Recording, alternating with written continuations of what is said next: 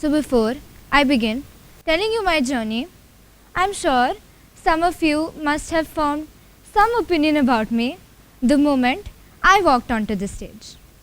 I might be wrong, but one of your thoughts could have been, oh, she's in the 10th grade. She looks so young. It's funny how quickly our brains work, right? In just a glance, a fraction of a second, a perception is built. And in some cases, these first impressions tend to stick. Perceptions, even if unintentional, can deeply impact the way we look at the person, and some cases, how the person starts to look at themselves. You see, that's exactly what happened with me. A simple comment about my height became a belief that I carried, that I was smaller than, lesser than, not just on the outside, but on the inside as well. I remember walking into my 7th grade classroom, excited for a new academic year. I get to see my friends, new teachers, new books. But the moment I stepped inside, I felt small. Not just by my height, but my presence as well. And when have people not missed a chance to point out your insecurities? What felt like playfulness turned into whispers, stares, and intentional jokes. At first, I laughed along, convincing myself it was just a few harmless jokes being cracked. But sooner, these jokes turned into something heavier when I began being pushed aside emotionally. My ideas were dismissed even before they were heard. It felt like my voice had lost its value. I started to believe that the words that were being thrown at me were true. Now let me take you back to this one particular day that has stayed with me. It was my 7th grade annual concert, and I was a part of the dance team where we had to narrate a poem on the theme we were dancing on. Each one of us had to come forward and say our lines. The mic being too tall for me, I asked someone to adjust it mid-performance. It didn't seem like that big of a deal to me back then, until I heard one of my classmates laugh and say, she wouldn't even be heard if the mic wasn't adjusted. It stung. Those words echoed in my head for days. But as always, I played along, laughed it off, pretending it was another harmless joke. But deep down, I had started believing it. Now that I think of this incident, years later, it reminds me of a story of a brave lion who looks at himself in the mirror, expecting to see power, to see pride, to see courage. But you know what he sees? A small cat. Not because he isn't a lion, but because he let his constant self-doubt cloud his reflection. I too, like the lion, had started to see myself through others' limited lenses. Small, unsure, and yet not enough. Bullying affected my mental health and self-confidence in ways I hadn't even realized. Stopped raising my hand in class even when I knew the answer. Hesitated before speaking in public, thinking my voice had no weight or no value. You see, silence is this very tricky and smart way of convincing us that it's protecting us. But you know the truth? Silence doesn't heal anything. It hides the hurt in the shadows where it nurtures it and lets it grow. I remember this one day, I was sitting away from my friends. Not because they didn't care, but because I couldn't bring myself to them to let them care. Someone across the classroom laughed, and my mind instantly raced. Were they laughing at me? Did I do something wrong? You see, that's how bullying works. It plants a seed inside of you, a seed of fear, of doubt, of shame. And if you water that seed long enough with silence, it turns into walls. Walls between you and the world. Walls between you and yourself. One afternoon, yet another day of feeling invisible, I found myself standing outside my counselor's office.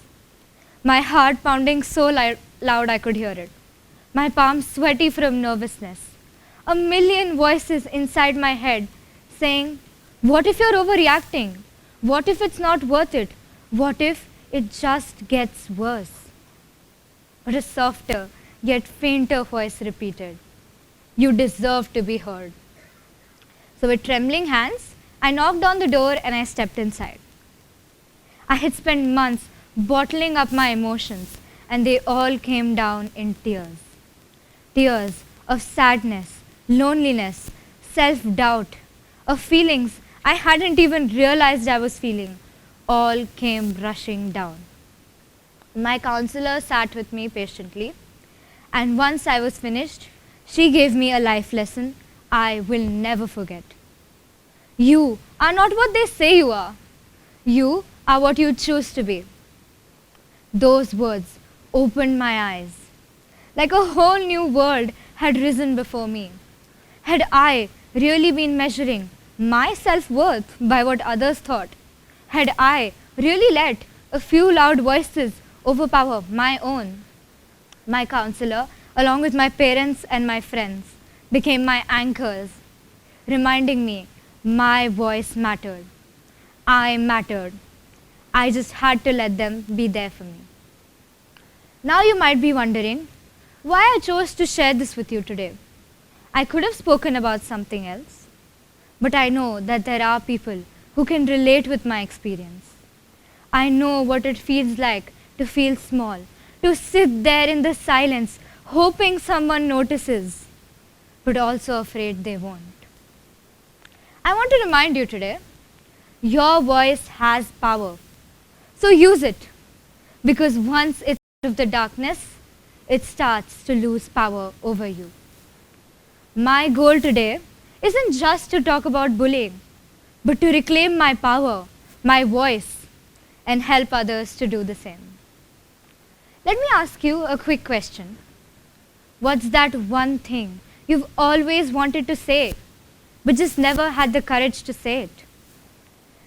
Now imagine yourself actually saying it. Feels better just thinking about it, doesn't it? That's what I did. I spoke up, without fear, without doubt, without shame. And that's when I truly felt tall. I still remember the first time I stood up for myself. We were working on a class project together, and one of my classmates made a snide comment about my height again. But this time it was different. Instead of shrinking away or forcing a laugh, I stayed calm and I replied, can we focus on our work instead of others' appearances? That moment may have only lasted a few seconds, but inside I felt like I had just moved mountains. It felt like a new beginning, a beginning of a new me. The bullying and the teasing didn't stop all of a sudden. But you know what changed? My perception, the way I took things. Focused on strengthening my relationships with those who saw me for me. Started journaling my ideas, my thoughts, my growth, my wins. And with every small step I took, it felt like reclaiming a part of me that had been taken away. And with healing came something even more beautiful. Noticing others who hide their way in the pain. A quiet kid in class, for example, who always smiles at you but seems tired. Reminding them, they're not alone. No one is really. You just need to find company with yourself before you do with anyone else. Because true confidence doesn't lie in being perfect, but embracing your imperfections. One of the most important life lessons I learned was it's okay not to be okay sometimes, because the real struggle lies in asking for help. So today, I stand here, not as the tallest person in the room, but as someone who stands tall and accepts herself the way she is. Because when you know yourself, you're empowered. But when you accept yourself, you are invincible. Thank you.